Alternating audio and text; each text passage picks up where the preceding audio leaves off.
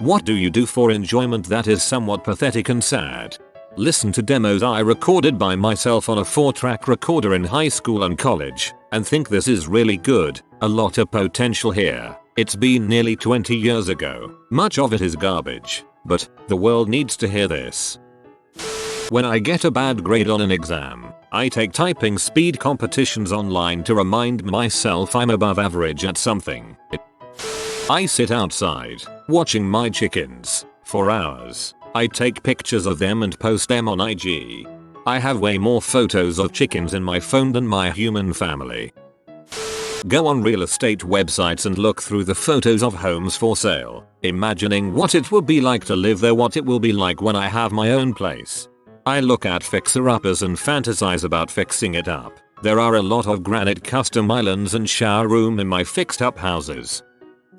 At age 33, I joined a senior citizen badminton league. It wasn't restricted to seniors. Exactly. The rec center called it beginner badminton, but I was the only player under 75. The guy that taught me to serve was literally 94, and those old dudes kicked my butt. I was an actual beginner, never held a racket before, whereas most of these guys were practicing for the senior Olympics. Sometimes, it seemed a little pathetic, playing and losing matches against people more than double my age, but they were really nice and willing to coach a new player. I showed up 3 mornings a week all winter. By the spring, I had improved enough that the rec center bumped me up to the intermediate advanced group, which is filled with a bunch of younger Indian players. I still love the game, still play a couple days every week, but there's absolutely no way I could have gotten started if the old folks hadn't been willing to show me a thing or two.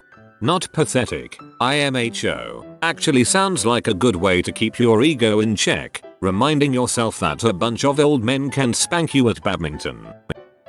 If I have some time alone, I like to think of my life as a TV series, like The Wonder Years that's been running for about 30 seasons now. I think about the people in my life and how they rank as primary, secondary, and tertiary characters, how they join and leave the show, have guest appearances and so on. I like to imagine an internet forum where people speculate about what's gonna happen in upcoming series and such. Will they won't they situations with latest spoiler, we don't. And I think of events in my recent past that culminated in season cliffhanger or scrubs like sad endings, like when my dad left the show in season 32. I do the same thing, but sometimes I try to imagine it as a show with someone else as a main character, and try to imagine what I am in their show, if you get what I am trying to say. It helps me step back and see how I treat people around me, and if I see myself being an antagonist on their show, I'll try and be nicer. Getting drunk alone, and jamming out dancing to music. Sometimes I'll even do my makeup for fun and get dressed up just to hang out in my room alone. I broke my foot doing this a couple of months ago. Told people I tripped down the subway steps. Imagine that somebody is holding me as I fall asleep. Dang. Whenever I see an actor I like in a TV show or movie that I haven't heard before, I Google them to check to see if they've been doing well. I do this too. If I ever find out they have passed, I actually get sad.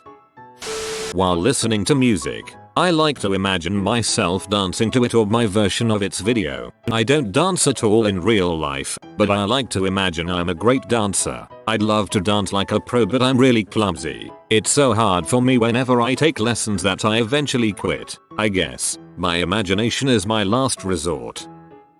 I'm friends with a lot of junkies and white trash on Facebook. Reading through their drama makes me feel a lot better about my own life. That's essentially Facebook's purpose. You feel better about yourself when you see all the random BS that other people do. Take depression naps. It doesn't cure the problem, but it distracts me from my sad existence. Depression naps are awesome because they fast forward through a time when you feel crap. Even better is reading books when you feel down. I love the escapism of a good book. I daydream of an alternative life where I am a successful musician, but like, to an hysterical level of details. Q&A with the media, tour schedules and locations, sound checks, interactions with the fans, charity work, internal fights with other band members, drug issues, rehab and comeback story, live performances, studio sessions, music videos, artwork, etc. It's become so complex that I can navigate it for hours, usually at night. I did this too when I was in high school and college. Now that I'm working, I'm usually too busy or tired to revisit that world that I built. I really miss it too.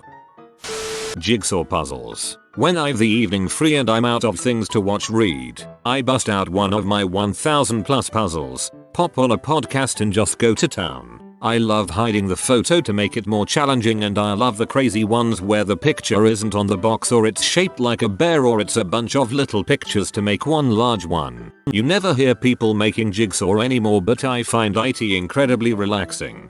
Very recently did a 1000 piece jigsaw puzzle as a date with a girl I'm seeing. It was wonderful. Slow blues playing in the background, a bottle of wine, having simple conversation, and being mindful with the puzzle.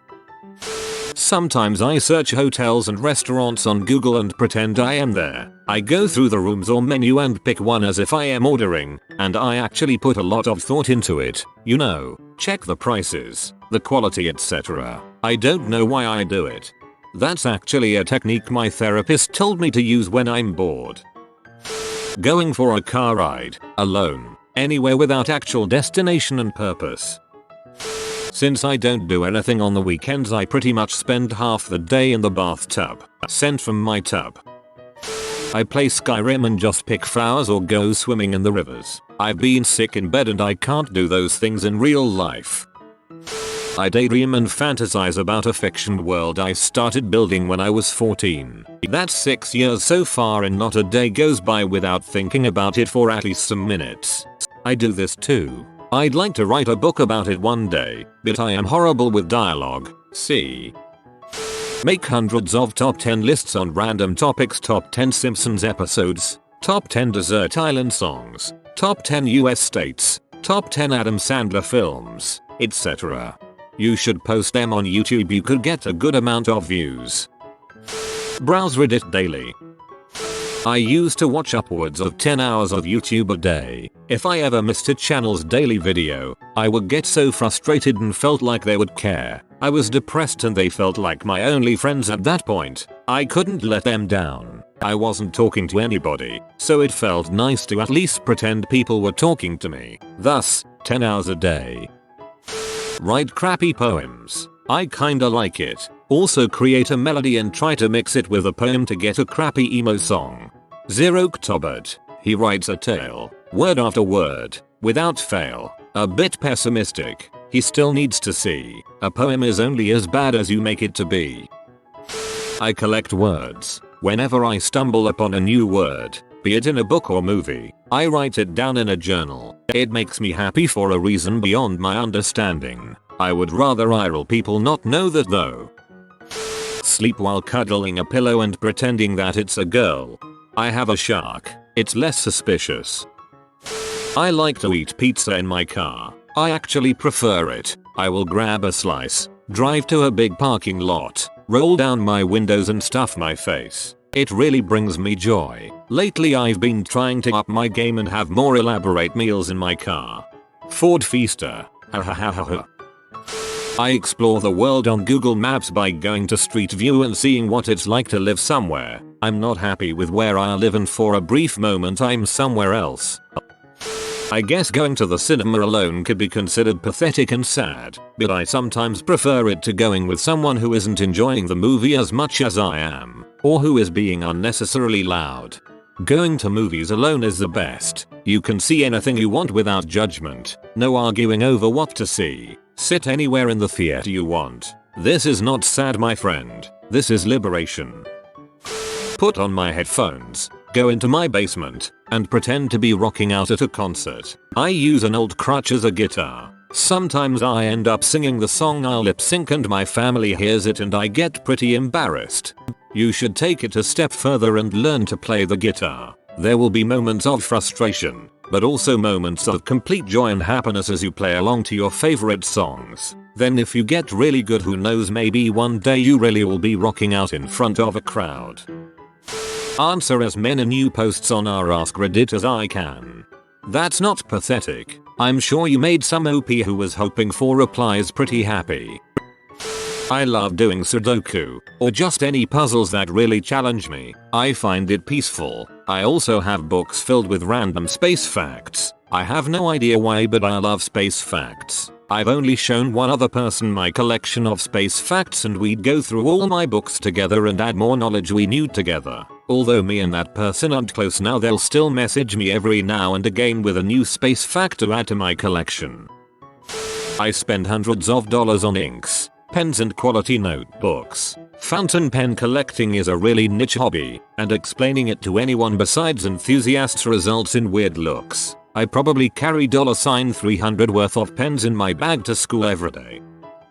I like to eat alone. It's not that I have nobody to eat with. A lot of times I go with my GF, but sometimes I prefer to go alone. I put my earbuds on and I go to Burger King and it's so relaxing. I really enjoy having lunch alone while at work. No conversation to keep up with. I can eat slowly and browse Reddit on my phone in peace. Kind of like a mild hypnosis. Pretend the future is going to be better. I do things alone. I go to the cinema alone. I go to restaurants alone, and I generally go out alone. I have friends, but they feel more like acquaintances as I see them once a week and don't do anything apart from that. And I don't have a lot else to do, so if I want to have a day out, it's likely alone. I even celebrate my birthday alone. And because I've had quite a few birthdays where I didn't celebrate or didn't do much, so I just keep the day for myself now. It's selfish, I know, but I'd rather do what I want on my birthday, and friends and family can spend time with me on the days before or after it. I play Pokemon Go not because it's a good game or something, but it's the thing that convinces me to go and take walks. I've reached 3,500 kilometers walking with this app since launch. My health is better. My back pain is also better. My mental health has also improved. But I am never gonna mention that to people. I've tried walking without the app, but somehow I lose interest faster. If you're not against running, there's an app called Zombie Run that sounds like you might enjoy it if you're just looking for some sort of activity to keep you out and about. I think it's free nowadays too. Lie in bed. Yep, lazy as crap, but boy is it enjoyable. Talk to my cat via meows. I think he tries to correct my pronunciation. Every time I do something, like building a PC or making food, I make it a how-to video in my head. Like, let's say I am making spaghetti, I go through the steps and talk to the watchers inside my head, explaining what I do and why I do it whenever I go to the next step. I started when I was around 9. When I build Lego or Bionicle, I would make all the steps in my head, and I think it's one of the main reasons that I became good at English, not a native speaker. One of my favorite things to do is blast music in my headphones and pedal mindlessly on a stationary bike for an hour or two. I enjoy it because the monotony allows my mind to totally wander, and I get to indulge in all sorts of mental fantasies while the feel-good chemicals from exercise course through my body. Sometimes I avoid making plans with friends just so I can go to the gym, bike, and fantasize about a future life more fun than the one I'm living. I like to lie on the floor wrapped up in a blanket cocoon watching dumb YouTube videos after a bad day. Sometimes one of my cats will lie with me. Watch people play video games on YouTube.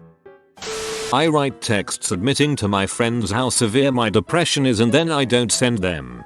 A few days ago one of my friends told me about how bad and how long he has been depressed. I really appreciated his honesty and think it has allowed us to become closer friends. So before you think your friends won't respond well, think about how much they love you and would want to help, even if that means nothing more than talking it out.